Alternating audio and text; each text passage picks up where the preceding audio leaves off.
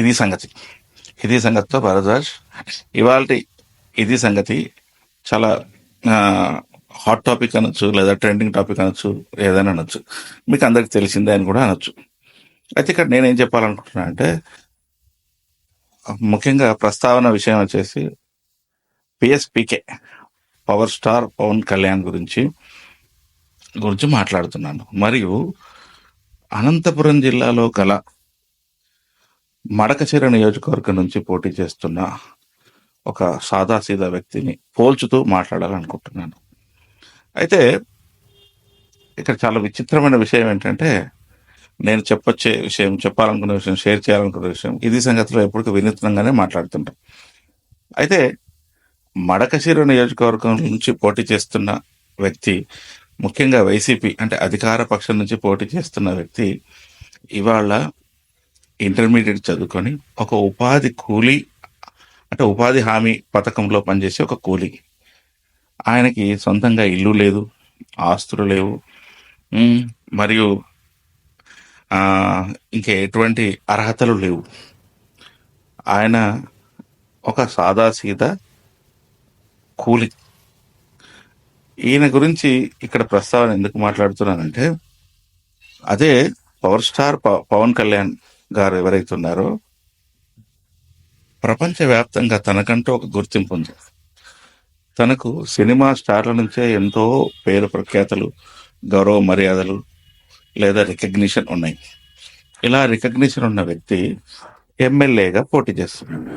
అది ఒకటోసారి కాదండి, మొదటిసారి కాదు, ఇది రెండవసారి అని చెప్పొచ్చు, లేదా 3 నియోజకవర్గాల్లో మూడోసారి అని చెప్పొచ్చు. ఎందుకంటే మొదటిసారి గాజువాక, భీమవరం నుంచి పోటీ చేసి చాలా చిత్తుగా ఓడిపోవడం జరిగింది.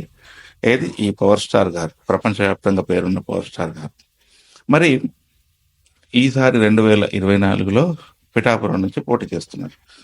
అయితే ఈ పోటీ చేస్తున్న పవర్ స్టార్ పవన్ కళ్యాణ్ గారు ఎంత గొప్ప పని చేస్తున్నారంటే, ముందు అక్కడున్న ఎవరైతే MLA candidate, TDP MLA candidate Varma కాళ్ళు మొక్కడం, కాళ్ళ బేరాలు చేయడం, దేని కొరకయ్యా ఇదంతా అంటే ఎమ్మెల్యే సీటు కొరకు. అయితే ఒక సూపర్ స్టార్ పవర్ స్టార్ అనే వ్యక్తి ఏమంటారు, సీటు అంటే ఒకరి నోటి దగ్గర ఉన్న ముద్దను తీసుకున్నాడు. ఆల్రెడీ వర్మ నోట్లో ఉండే ముద్దను తన నోటి దగ్గర ఉండే కోడ్ను లాగేసుకున్నాడు. ఒకటి. రెండవది, వర్మ సహాయ సహకారాలు, వర్మ యొక్క ఆశీర్వాదంతో తను గెలవాలనుకుంటున్నాడు. 2.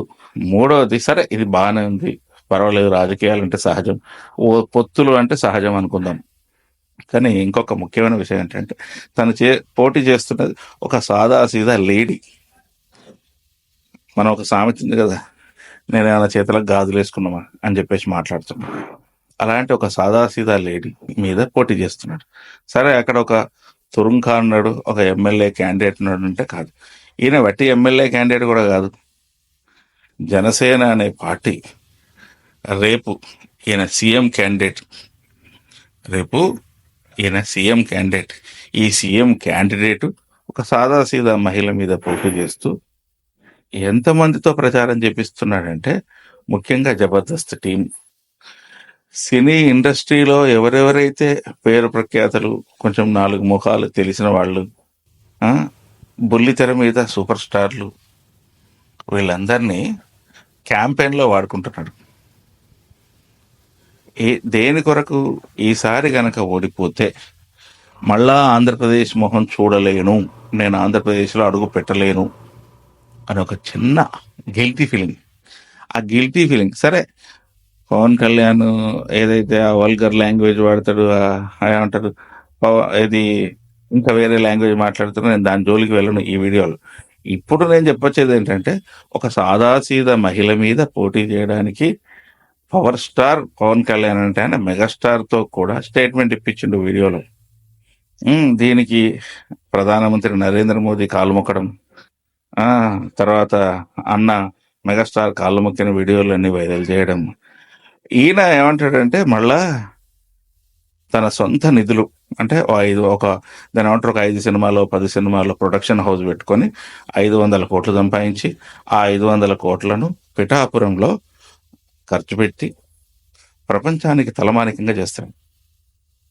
ప్రజలు ఎంత గొర్రెలు అంటే, ఎంత తెలివితక్క దద్దమ్మలు అంటే వీళ్ళ దృష్టిలో.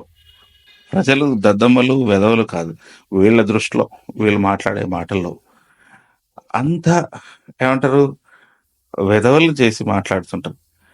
ఎవడైనా ఒక రూపాయి తన జేబులోంచి ఇస్తాడా? ఏమైనా అంటే అన్న చిరంజీవి అంటాడు, మా ఇంట్లో కడవాడై, అమ్మ కడుపున చివరివాడై, సినిమాల్లో ఏది ఇష్టం లేకున్నా వచ్చి, రాజకీయాల్లో ఇష్టపడి వచ్చి డబ్బులు చాలా ఖర్చు పెట్టిండు. ఇది చాలా చూడండి, వినడానికి చాలా ఎబ్బెట్టుగా ఉంది, కరెక్ట్ కాదు. సరే, ఈయన ఏది డబ్బులు పంచుతున్నాడు, మంది మార్బలాన్ని దించుతున్నాడు, ఎన్ని చేస్తున్నాడు. మరి గెలుస్తాడా అంటే రేపు జూన్ 4 నిర్ణయిస్తుంది. సరే, ఈ నిర్ణయం పక్కన పెడదాం.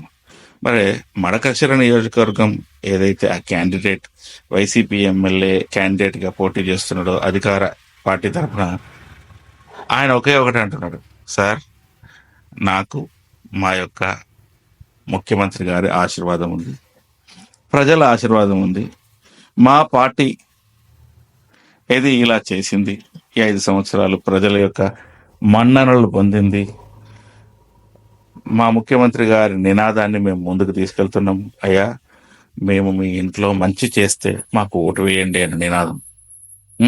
ఇంకోటి ఏంటంటే, అక్కడ ఉండే ఎవరైతే లోకల్లో ఉండే వాళ్ళు ఎవరైతే ఉన్నారో వాళ్ళే వీళ్ళకి స్టార్ క్యాంపెయినర్స్, అంతే తప్ప వీళ్ళ కొరకు ఓ జబర్దస్త్ టీమో, లేకపోతే సినీ స్టార్స్ టీమో, లేకపోతే ప్రపంచం నుంచి ఇంకా వినూత్నమైన ఏమంటారు చెప్పేయడానికి వచ్చేటోళ్ళు లేరు, డబ్బులు ఖర్చు పెట్టడానికి లేదు, డబ్బులు పంచడానికి లేదు. అఫ్ కోర్స్ పార్టీ బలము, పార్టీ యొక్క ఫండ్స్ వాడతారు, నేను వాటి జోలికి వెళ్ళట్లేదు. ఒకవేళ మడకశిర నుంచి ఆ ఉపాధి హామీ కూలి రేపు గెలిస్తే ఎమ్మెల్యే సీట్లో పక్క పక్కన కూర్చుంటే సిగ్గుపడాల్సింది ఎవరో ఆలోచించుకోవాలి. ఇంతే. ఇలా చేసి గెలవడం కాదు, ఒక పార్టీ అధ్యక్షుడికే ఇలాంటి నీచమైన హీనమైన స్థితి ఉంటే 22 సీట్లో 21 సీట్లో పోటీ చేస్తున్న మిగతా వాళ్ళ పరిస్థితి దుర్భరం. అందులో 15 మంది టీడీపీ వాళ్ళే ఉన్నారని చెప్పేసి వినికిడి, అది నిజం కూడా. ఇలా ఒక పార్టీ రాష్ట్ర స్థాయి అధ్యక్షుడికి పార్టీ స్థాపించిన 12-15 సంవత్సరాలకే ఇట్లుంటే మరి ఇంకా పరిస్థితి ఎక్కడుంది ఏంటి? ప్రజలే నిర్ణయించుకోవాలి, ఎవరికి ఓటు వేయాలి, ఎందుకు వేయాలి అనేది మనమే నిర్ణయించుకోవాలి. చాలా మంది ఏమంటారు, ఇన్ఫ్లుయెన్సర్స్ ఇన్ఫ్లుయెన్స్ చేస్తున్నారు. మరి మీరు మీ బుర్రకు ఎలాంటి ఇన్ఫ్లుయెన్స్ చేస్తారో అది మీ ఇష్టం. It is your lookout. రేపో ఎల్లుండో 13 తారీఖు రానే వస్తుంది, మీరు ఓటు వేయనే వేస్తున్నారు, ఆలోచించుకొని వేసుకోండి. మార్పు కొరకు అని కామన్ మ్యాన్ విషయాలు చెప్పద్దు, చేర్పు కొరకు అని కామన్ మ్యాన్ విషయాలు చెప్పద్దు. నీకు చేసిన మేలు తిన్న ప్లేటు రేవు తెలుసుకొని ఓటు వేయి. మంచి నాయకుడు ఆల్రెడీ జగన్మోహన్ రెడ్డి ఉన్నాడు అని చెప్పేసి ప్రపంచ స్థాయి నుంచి చాలా ఏమంటారు సర్వేలు చెప్తున్నాయి, అందరూ చెప్తున్నారు. ఆలోచించి ఓటు వేసుకో. ఏదో నేను జగన్మోహన్ రెడ్డి పేరు తీసుకున్నా అని చెప్పేసి ఆయన పక్షపాతిని కాదు. నీకేం చెప్తున్నానంటే, నీవు ఆలోచించుకొని నీ యొక్క భవిష్యత్తును నిర్ణయించుకో. ఒక ఓటే కాదు, ఏదైనా కావచ్చు. ఇది సంగతి.